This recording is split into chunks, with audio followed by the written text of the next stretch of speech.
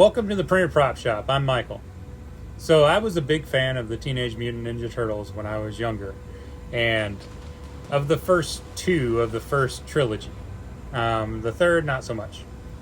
But today we have the OOZE. So this is totally awesome. The end caps were designed by Grizzly Designs. I'll link them below. His Patreon, his Facebook page, I'll link it all. So he designed the end caps, I designed the rest, and here's how I did it. So as you can see, the actual file is too large for my printer, so I'm going to scale it back a little bit here. Now, by scaling it back, I know I'm going to have to do a little bit more work as far as any kind of piping to it. Grizzly uses a little bit different way to make the inner tube. So I'm going to make it on my own actually, and I'll show you here in a bit. But I'm just showing you this as reference that you can scale it back. I can fit both of them on here and print them out just fine. And I'm printing them out in just a regular white resin. So I've got my pieces printed out. They printed out just perfectly. I couldn't ask for a better print and a better design. Grizzly Mountain does a great job. But since I scaled it down, and he used, I believe it's clear PVC pipe that he cut down to fit on the inside so you can see through it.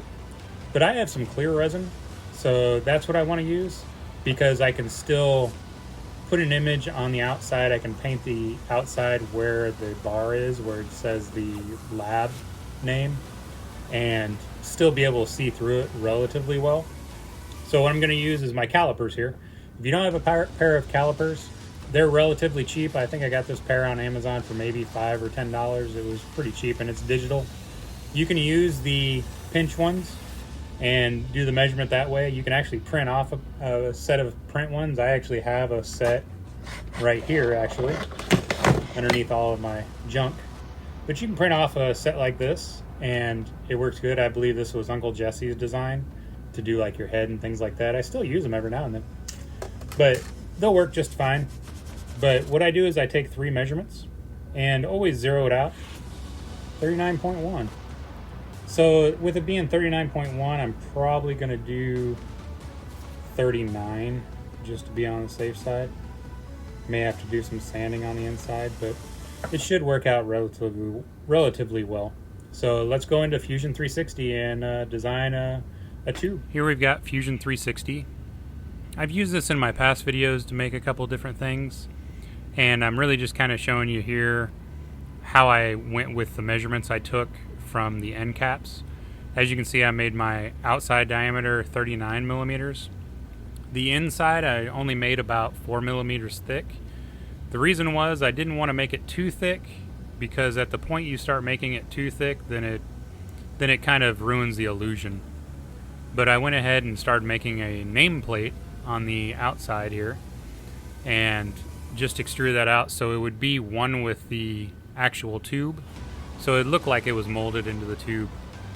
And then once I got that pulled out and straightened out as much as I wanted on the one side, I went ahead and added the lettering to it. Now the lettering, I was trying to look for something that was close to the font that I saw online for the picture, and honestly I just didn't find anything really close to it, but this was pretty much the closest I got. And then went ahead and extruded that out. I actually went and changed the lettering. Instead of raised, I changed it to recessed.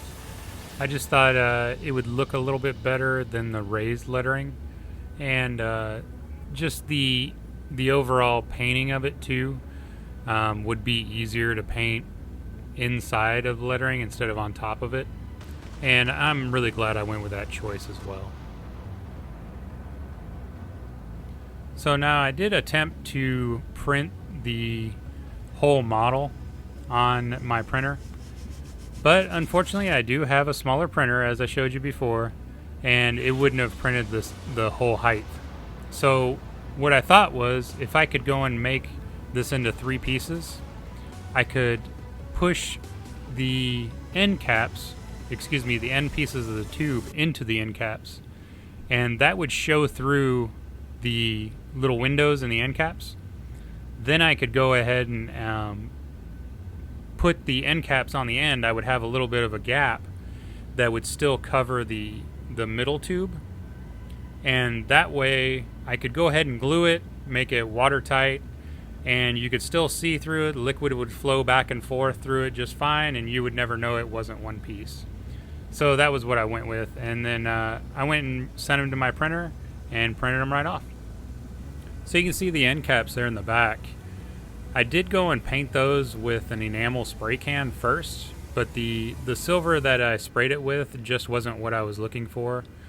I just figured while I'm doing the label, I might as well just hit this with the same silver, and I'm gonna go over it with a gloss coat anyway, so it would work out just fine.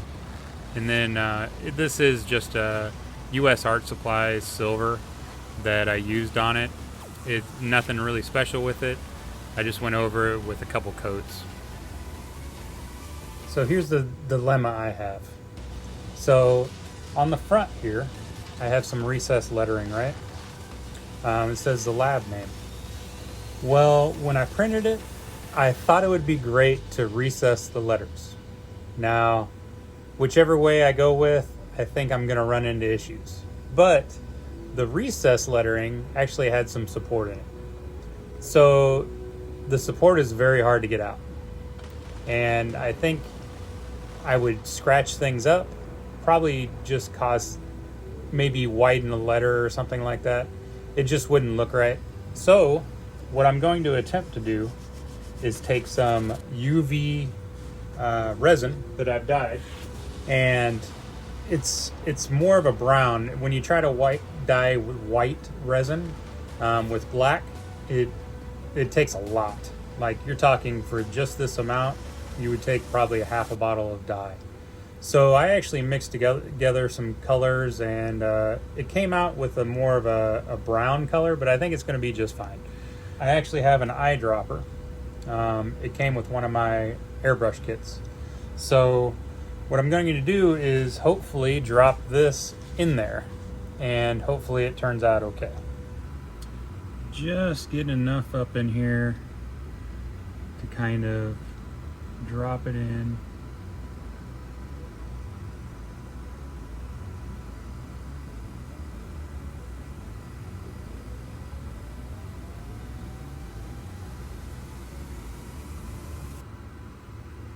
And any kind of excess I can wipe off.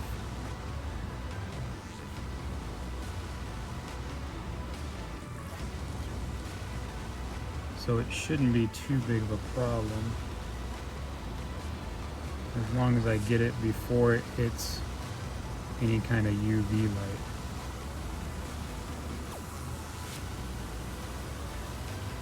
Yeah, I think it's working out pretty good.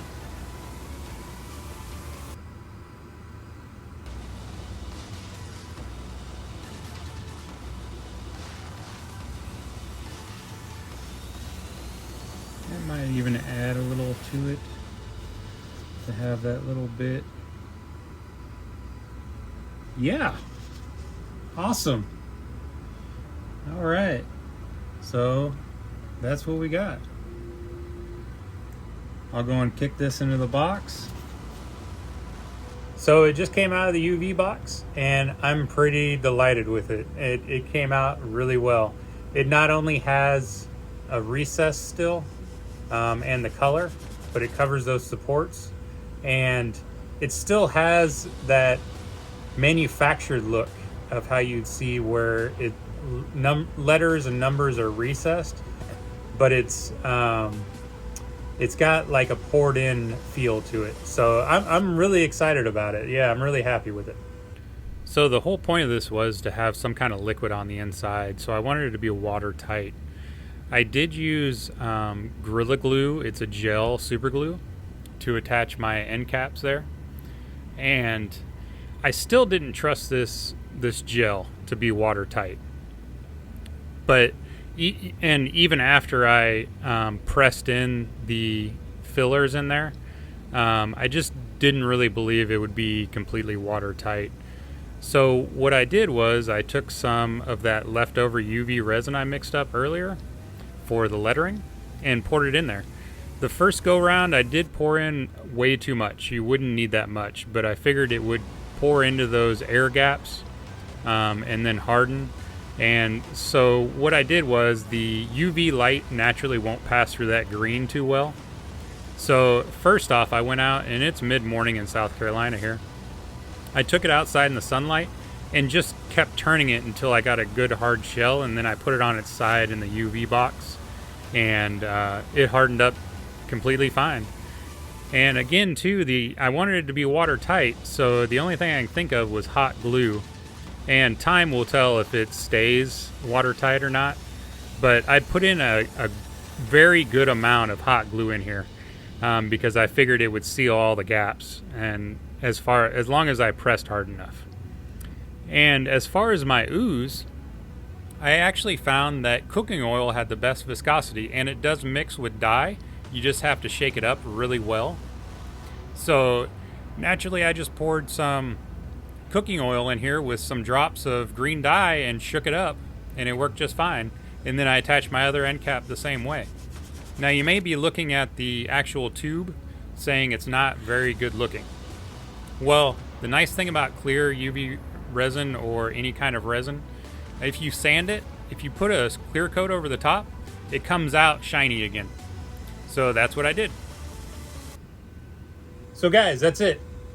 Some cooking oil, some green dye, some resin, and a great design for an end cap from someone who already made it. So some people have used dish soap, green dish soap, Dawn dish soap, for the inside. That would work just as well. I've seen them. They work great. I just chose to go with oil. That was what I had. So thanks for watching. Have a great day, and go build something.